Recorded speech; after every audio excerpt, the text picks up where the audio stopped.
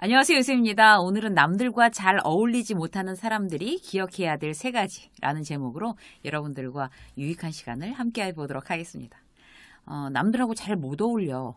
그런 말이 뭐 이렇게 자랑스럽게 하는 얘기는 아니잖아요. 그건 이제 굉장히 걱정스럽게 단점이라고 생각하면서 그렇게 말하는 이미지가 강하죠.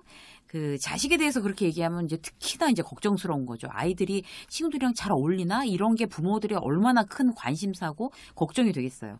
배우자가 직장 생활을 하는데도 잘 이게 어울리지 못하고 빙빙 겉돌고 사람들을 힘들어하면 가족들도 걱정하잖아요. 그런 사람들을 보통 우리 이제 회피형 인간 이제 이런 이야기를 합니다.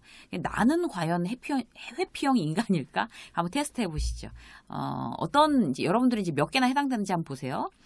첫째, 사람들과 친밀한 관계 맺기를 원하지 않는다. 혹은 불편하다. 둘째, 상대방이 친밀함이나 호의를 보여도 무뚝뚝한 반응을 보인다. 세 번째, 사랑이란 감정을 잘 모르겠다. 연애를 해도 오래가지 못한다. 네 번째, 어렸을 적 부모님과의 기억 중 상처받은 기억이 있다. 혹은 원망하고 있다. 다섯 번째, 다른 사람에게 부탁을 하거나 도움을 요청하지 않는다. 여섯 번째, 사람들에게 밝히기 어려운 콤플렉스나 트라우마가 있다. 일곱 번째, 노력해봤자 도전해봤자 어차피 나는 안 되라고 생각한 적이 있다. 이렇게 7가지 중에 해당 사항이 많을수록 회피형 인간에 가깝다고 합니다, 여러분. 저는 이제 저도 해봤어요. 근데 이제 저는 그 한 가지가 딱 걸리는 것 같아요. 해당 사항이 있어요. 한 가지가. 그 회피형 어떤 그런 성향이라고 해도 그게 꼭 그렇게 나쁜 것만은 아니에요. 그냥 사람의 성향이 그렇게 다양하게 있다는 거죠, 그냥. 그런데 문제는 뭔가 하면 그런 회피형 성향 때문에 본인이 불편하거나 아니면 행복하지 못하다면 그게 이제 문제가 되는 거죠. 왜 회피형 인간일까? 그거는 이제 뭐, 어떤 이제 원인이 어떤 그런 어린 시절의 어떤 성장 과정에서 뭐 상처가 있다거나 트라우마가 있다거나 그런 것도 원인이 될 수 있는데 워낙 이제 천성적인 것도 이제 있는 것 같아요. 그 회피형 성향은 좀 고치는 게 낫죠. 왜 고쳐야 되나 하면 이제 회피형 성향은 관계 맺기를 이제 어려워하니까. 그래서 책임 회피 같은 행동도 유발한대요. 그리고 뭐 가족 간에도 그렇고 조직에서도 그렇고 무엇보다도 이제 제일 중요한 건 아까도 말씀드렸지만 자기 자신이 불행하다고 느끼니까 사람들하고 어울려 사랑을 주고받고 도움도 주고받고 기뻐하고 막 흥분하고 이렇게 살아야 되는데 고립되니까 불행하다고 느끼는 게 가장 큰 문제가 된다는 거죠. 그렇게 길지 않은 인생인데 이왕이면 행복하게 살아야 하지 않겠어요? 자, 회피형 성향은 어떻게 고칠 수 있을까요? 아예 고치라는 게 아니라 그런 성향이 있지만 우리가 한번 조절하고 행복하게 살기 위해서 할 수 있는 어떤 노력, 그런 이제 3가지, 기억해야 될 3가지를 여러분들과 함께 나누겠습니다. 첫 번째는요, 자기 상처나 문제랑 딱 마주하는 거예요. 그러니까 자기가 이거는 사실 정말 뭐 회피형 성향이 아니라고 그래도 이제 이런 부분이 굉장히 중요한 것 같아요. 자기가 이제 피하기만 했던 자기 문제 그런 걸 이제 마주하고 그것에 대해서 내가 이제 아예 이렇게 탁 까놓고 얘기하는 거 이런 게 나의 어떤 치유에 대단히 도움이 됩니다. 왜 가족 중에 예를 들어서 이제 가족 중에 이제 절연하고 지내는 그런 분들 계시죠. 그리고 뭐 전 직장에서 친하게 지냈다가 서로 틀어져서 이제 뭐 퇴사하고 이제 그 사람 때문에 지금도 만나고 있지 않지만 그 사람 때문에 상처가 된 경우 이런 것도 있고 아니면 그 전 직장에서 그 사람 때문에 내가 왕따를 당해서 내가 그 회사를 퇴직할 수밖에 없었다. 이렇게 돼도 이제 나한테 상처가 된 거잖아요. 친구 중에도 왜 이렇게 그 친구 때문에 상처 입어 서로 안 보고 이제 이런 경우 있잖아요. 그러면 이제 그 부분에 대해서 계속 그렇게 상처로만 가지고 있고 그 사람을 다시는 안 보고 이렇게 회피하고 있는 것만으로 이게 문제가 해결될까? 그건 아니라는 거죠. 어떤 이제 그 가족 중에서도 이제 무슨 막 도박 때문에 돈 다 날리고 막 그런 사람들 이제 우리 가끔 뭐 이런 매스컴에서도 이제 보잖아요. 그러면 이제 막 절연하고 이런 경우는 어쩔 수 없는 것 같아요. 너무나 금전적으로 나를 더 이상 못 살게 구니까. 그거 아니라면 일단 뭐 그런 어떤 형제지간이나 뭐 이런 가족들은 서로 안 보고 사는 가족들은 그야말로 이제 서로 마주해서 내가 이런 것 때문에 너무너무 참 너한테 너무 상처가 되고 힘들었다라는 걸 얘기를 해서 어떤 그런 회복과 치유의 어떤 시도를 해보는 것 자체만으로도 대단히 나한테 도움이 된다고 합니다. 그게 상대를 위해서가 아니라 나 스스로한테요. 그러니까 내가 치유가 되는 거죠. 내가 얘기하고 어떤 그런 고통과 어떤 상처를 그야말로 탁 용기 있게 맞닥뜨리는 그 자체만으로도 난 이미 치유가 되고 있다는 거예요.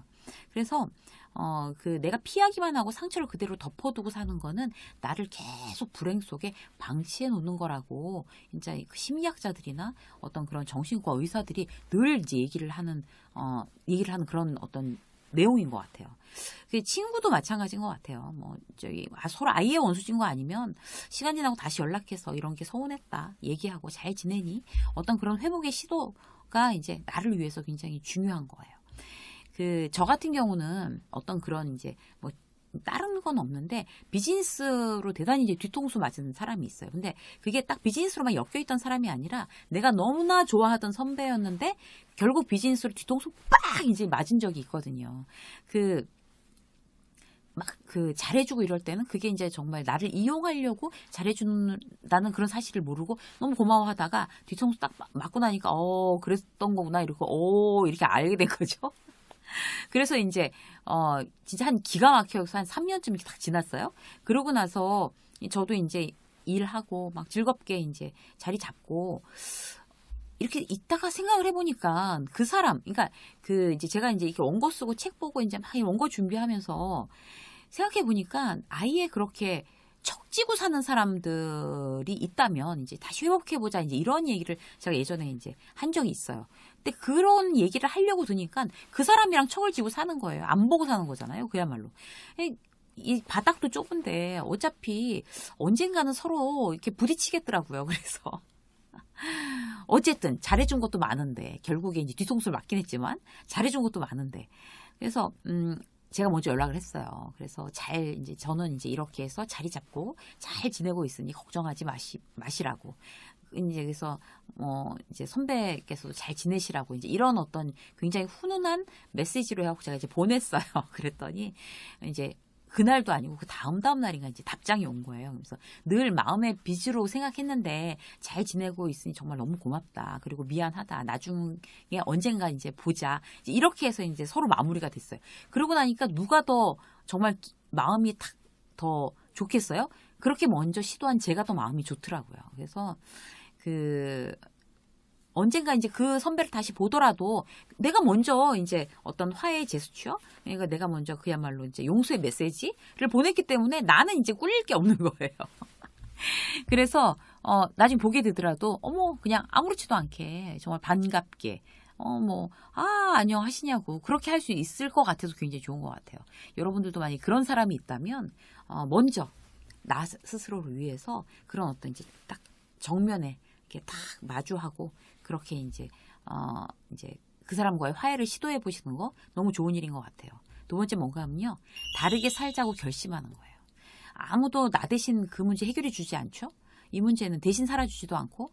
그래서 이제 왜 그런 거 있잖아요. 이제 어린 시절이 되게 힘들고 이제 이런 사람들 지금 상황이 굉장히 힘든 직장에서도 그렇고 아니면 학교에서도 그렇고 막 힘들고 집에서도 그렇고 힘들다 그러면 지금 이 힘든 현실에 대한 공포보다 어떤 내 앞으로 미래에 이런 식으로 계속 내가 힘들게 이렇게 살아나가야만 되는가라고 생각했을 때 그 미래에 대한 공포가 더 이제 힘든 것 같아요. 그래서 여기서 벗어나서 다르게 살자라고 내 스스로 용기를 내서 결심하는 게 너무 중요한 거죠.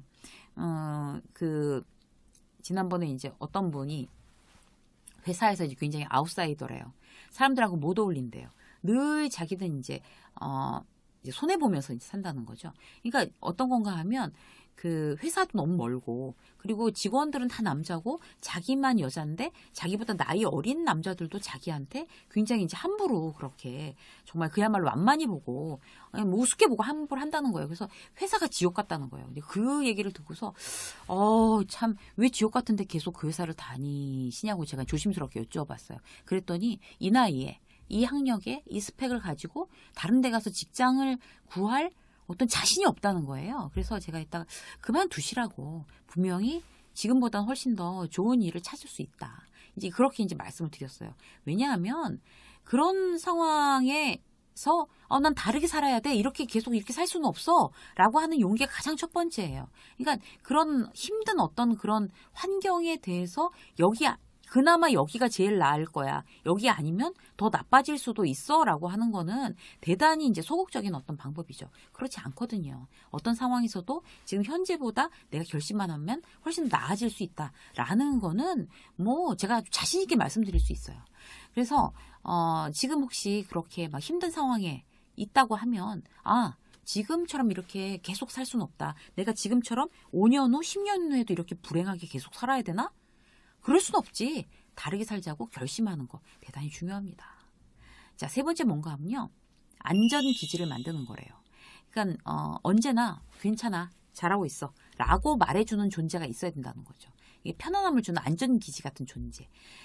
그런 사람을 만나기가 쉽지 않지만 아주 불가능한 건 아니에요. 일단 가족이 가장 쉽고요. 그다음에 아주 친한 친구나 동료가 있을 수 있어요. 많을 필요도 없어요. 한둘, 욕심내면 뭐 서너시면 충분한 거죠. 그 상대 이제 그런 어떤 나의 안전기지 같은 어떤 존재를 나는 만들고 싶어. 회피형 성향의 그런 사람이 한둘만 있다 그러면 굉장히 안정감을 느끼고 행복할 수 있으니까. 근데 그러려면 어떻게 해야 돼요? 내가 누군가의 안전기지가 되어줘야 돼요. 그래야지 그 사람도 나의 안전기지가 되어주는 거죠. 그래서 가족이든 아니면 뭐 친척이든 아니면 친구든 간에 내가 어떤 그런 상대방의 생각, 말, 행동에 공감해주고 배려해주고 조금 용기를 더해서 내가 그에게 먼저 다가가고 내가 저 사람의 안전기지가 돼주고 싶다. 정말 괜찮아. 잘할 수 있어. 라고 얘기해주고 싶다라는 어떤 그런 마음에서 누군가를 만나서 그렇게 공을 들여야 결국 그도 나에게 이제 안전기지가 될 수가 있습니다. 그래서 여러분의 안전기지를 만드시는 게 어떤 이제 그런 회피형 성향을 가지신 분들이 꼭 기억하셔야 될 세 번째였어요. 지금 어떤 이제 힘든 상황보다 미래에 내가 지금 이제 방송을 보시는 분들 중에서 지금 상황이 너무 힘듭니다. 라고 이제 하시는 분들이 내가 그럼 5년 후에도 아니면 내년에도 계속 이렇게 살아야 돼? 그건 너무 싫다. 그거는 걱정된다. 라고 하면 이 세 가지를 고려하셔서 딱 용기를 내서 시도하시면 훨씬 더 상황이 여러분들 이제 일단 마음부터 굉장히 행복해지시지 않을까. 그렇게 생각합니다. 유쌤의 직장서 오늘 여기까지 하겠습니다. 고맙습니다.